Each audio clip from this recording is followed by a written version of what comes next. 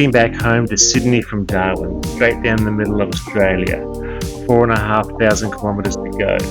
Passing through Alice Springs, then on to South Australia and Port Augusta before crossing to Victoria and New South Wales.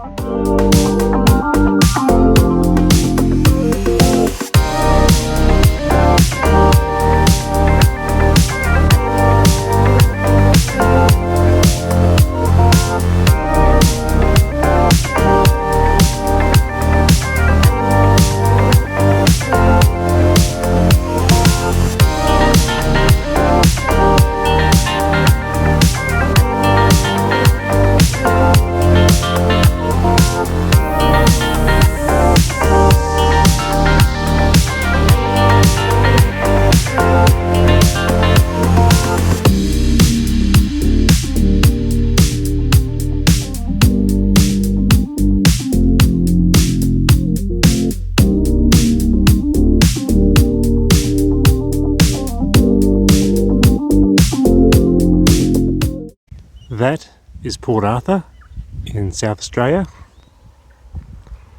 That is a very cute little beach shack, and back there is my car, which is fully charged.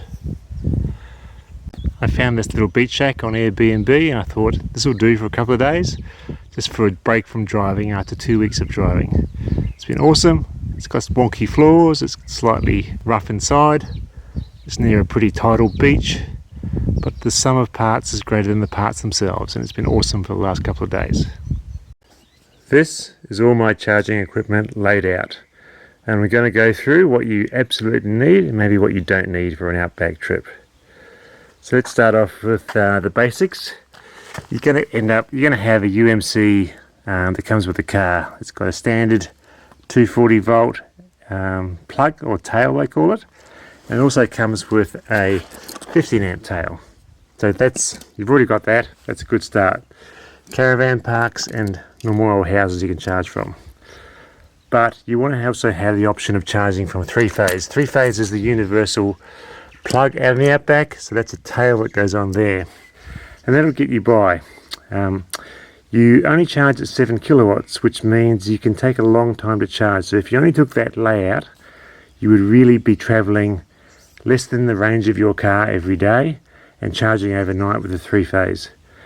It'd be very hard to charge during the day and do say 500, 600 kilometres, because you're going to be charging for 3 or 4, 5, 6 hours in the middle of the day. And that's okay if you're the only person there, but if someone else is there, they don't want to wait around for that long, and you don't want to wait around that long either. So bare minimum, if you're only doing less than the range of your car a day, a slow trip through the outback, that's all you need. A couple of little add-ons that are very handy. Just get some extension cords. This is a caravan extension cord, 15 amps, so it's got the fat earth plug. Get those from Bunnings Hardware. They're about $25. 10 meters is all you need. Same with a normal household extension cord. Get another 10 meter one of those, because often the plugs aren't quite where you park the car. So those two extension cords plus this, you could do an outback trip. But really, you're going to have to get one of these as well. This is it does 22 kilowatts, but for us, for a Model 3, it does 11 kilowatts. And that allows you to charge during the day for a few hours and get along those 500 or 600 kilometre journeys. Now, you can't hire that from the Tesla Owners Club. There's not many to hire, so you've got to be careful. Or you could buy one for about $1,000, $1,300. I actually think you should buy one if you're going to get one, because it just makes the trip doable. Now, you only need the three-phase plug adaptation. You don't need to worry about all the other kits, because you've got it covered with your UMC already. So this is your primary charging thing. It does 11 kilowatts, reasonably fast. So I think that would be the minimum you would need to do an outback trip, really. Enjoyable outback trip. A couple of things worth taking though is, see at the back there is sort of cable covers. So if you're charging across a walkway, it's good to have those. I think I got those from Bunnings for about $10. Very handy. Just makes it a bit more safer workplace, because charging a car is a little bit of a trip hazard and people aren't quite used to it. Even though I never use my Type 2 to Type 2 cable, I think it's worth bringing along anyway. It's a good thing to have. it's just sort of the scenarios might come up where you just need to use it. So I think they're worth having in general for a Model 3 or any electric car. So I brought mine along. Things you don't need is this smaller adapter for 3-phase. They're very rare. There's only one place I saw, which was the Beagle Hotel in Catherine, and really I had other options to charge at the caravan park or the showgrounds. So I used it, but I didn't really need to use it. And the other thing I didn't use was this. This is called a single phase 32 amp tail for the UMC. I used that at home, so I already had it, but I never found a plug that would suit that. So that's kind of the summary of the charging. Like I said, that is your picture of what you need really to do an outback trip.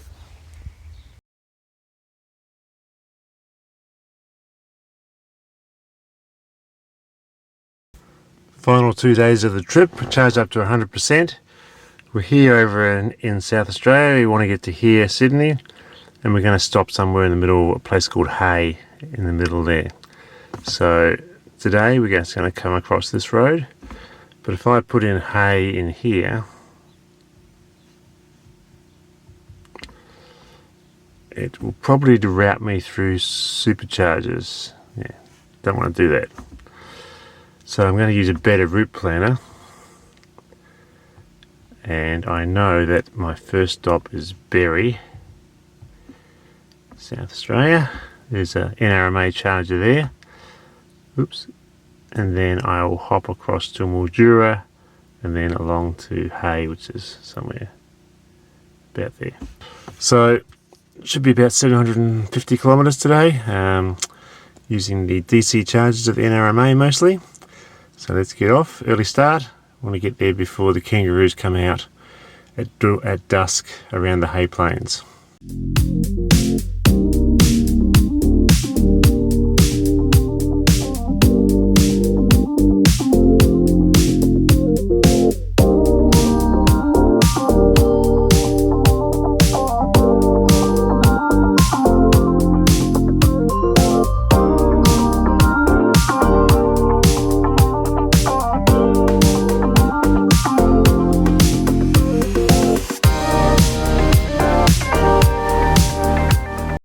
First charging stop for the day is at Berry in South Australia on the NRMA charger. It's free, which is great.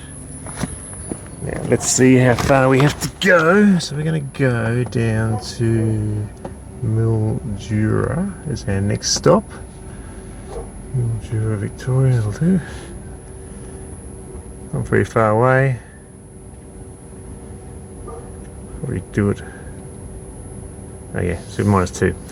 So we'll add 20% here and go grab a coffee.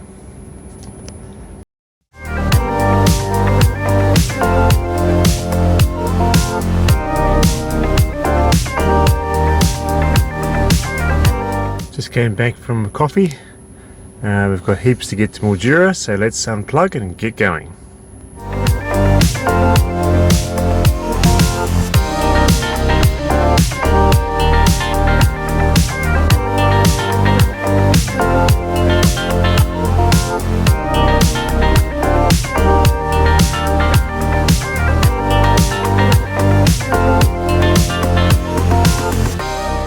Just started charging at Mildura.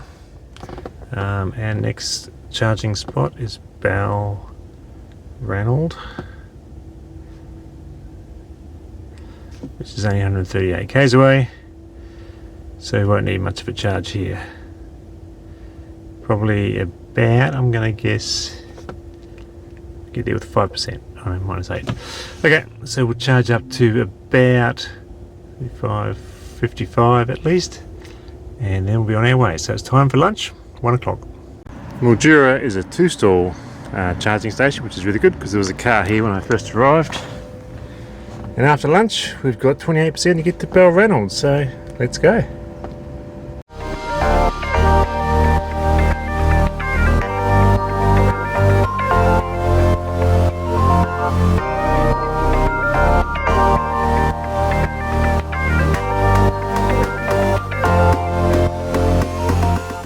This is the Balranald NRMA charger, working perfectly.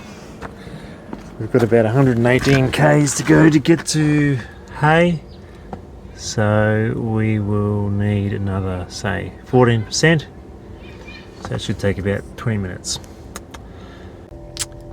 Up to 45%, get to Hay with 12%. Seems pretty accurate out here, so let's go.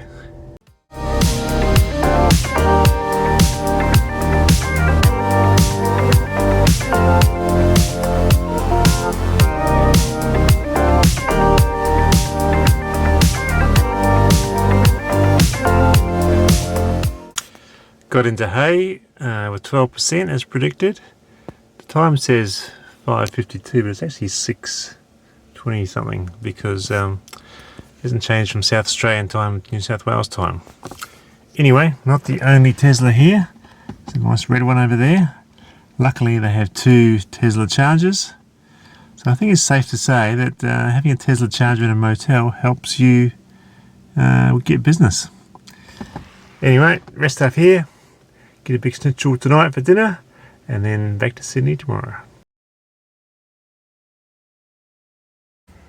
Final day here in Hay. Basically we're here, we're driving to Sydney, which is about there. First stop will be a place called Narrandera with another NRMA charger, and then we drop into the Hume Highway and it's Tesla chargers, Gundagai, Goulburn, home. Pretty well trodden route, so should be pretty easy. We'll navigate to Narrandera. Narrandera. So probably about 150 k's, 170 k's, get it with 48%. Too easy. This is going to be an easy day. Touch wood. Should be home late afternoon.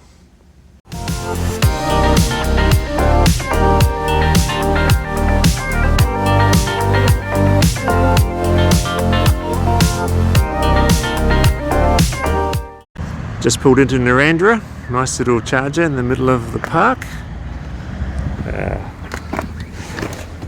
So we're going to head off to Gundagai is our next charging spot. That's a Tesla supercharger. So we'll get there with 2%, so we need about 10% or so up to 54, let's say 60. I'll go grab a coffee and should be done by the time I get back. For Narrandera, a charger has very short leads, so you have to kind of park halfway across the car parking spot. Luckily there's plenty of space, so all good. Barely had time to get a takeaway coffee before it's already charged up to 71%, so these DC chargers are a bit too fast for me. Anyway, now we're almost back inside the supercharger land behind the Musk line, so we can navigate all the way to home, Taramara, and it should route us through superchargers, Gundagai and Goulburn. Now turn right onto Twyman Street. To Gundagai 25, charge for 20 minutes, and then on to Goulburn for another 25 minutes, and Taramara by 5:25. Simple.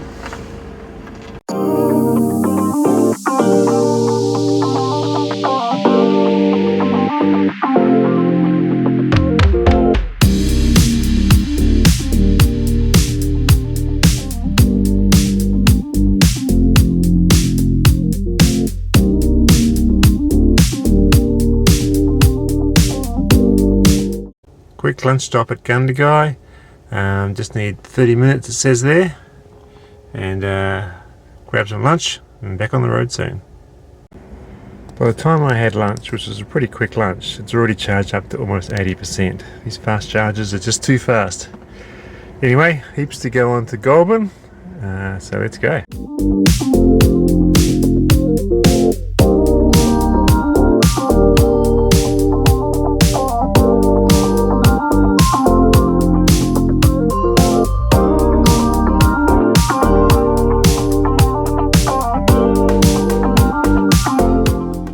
Arrived in Goulburn, 20 minutes charge.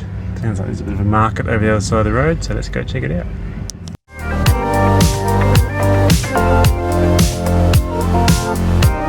By the time it takes to get a coffee, we're already up to 81%. Gonna hit Sydney with 31, easy. last bit of the drive. Just to recap on things that have broken on the car. Basically nothing, not even a flat tyre. One small chip in the windscreen, which I think I got in Mount Isa and I repaired in Darwin, just those instant repair things. But really nothing else at all went wrong. It was a completely uneventful trip mechanically. So there you go, maybe you don't need to carry a spare tyre.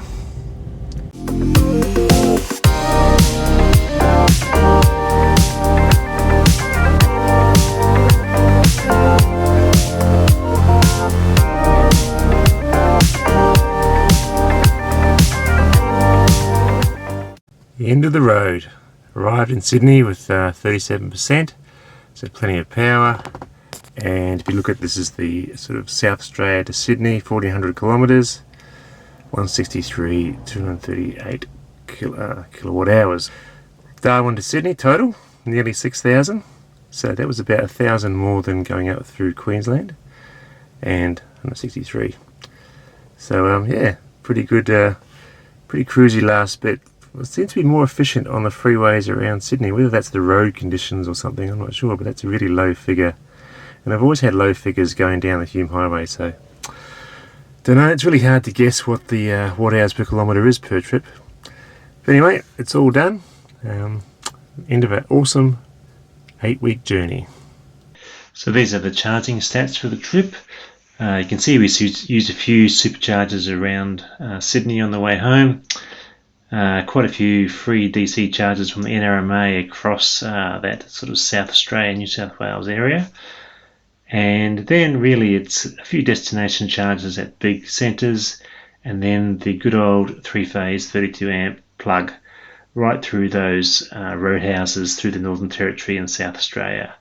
And they really varied in price of what they charged us, from nothing through to $40, so real variation there. We did use the 10 amp just home plug a couple of times, and for some reason we didn't use the caravan park 3-phase. That's probably because we planned the trip a bit better, and it was a sort of off season too, so there wasn't school holidays taking up spots in motels. So didn't need to camp, didn't need to use a caravan park, and the last 3 or 4 items we didn't use, like we didn't use on the way up. Only cost us $316 for vehicle energy. A petrol equivalent using 8 litres per 100 kilometres would have used about 944, so a third of the price to use an electric car. This is the overall type of charger used for both Sydney to Darwin and Darwin back to Sydney. And as you can see, the 3-phase was heavily used, 22 times, and you really need that faster 11 kilowatt version, like I said earlier in the video, just because you use it so often. Saying that, some of these spots have been infilled by DC chargers. I've noticed that since this video started, Longreach now has a DC charger, so that would help travelling through that Queensland area. But like I said before, you really need 3-phase is your friend out there. There's heaps of spots to charge from, so you need a good charger that uses that capacity. Okay, some tips that I've learnt from this road trip. First off, just go for it. EV trips are really easy. Essentially, there's more power points than there are petrol stations, so there's always somewhere to charge. Second tip is book accommodation ahead. Some of these places, these small towns, can get booked out, especially during school holidays. And when you book ahead, just write a note in the booking form, or when you ring them up, just ask for a charging spot. Often they'll reserve the spot for you, or they'll give you some options. Number 3, have a plan B. So sometimes things don't go right, you can't get accommodation where you want, or maybe you just can't get charged enough. The charger is out of order. So having a tent as a backup, or just a spare day in your itinerary every 3 or 4 days, where you can catch up if you fall a day behind. Number 4 is have a good 3-phase charger. I think we've covered that to death already. And 5, bring a hammock. I didn't do this, but sometimes when you're waiting around for a charge, you just need a comfy place to read your book. So having a hammock with a bit of rope to string it up between 2 poles or 2 trees when you're charging would be a great addition. So thanks for watching. Hope you enjoyed this video series. Just put any questions you have in the comments. I'm happy to answer as soon as I can. Thanks for watching. See you later.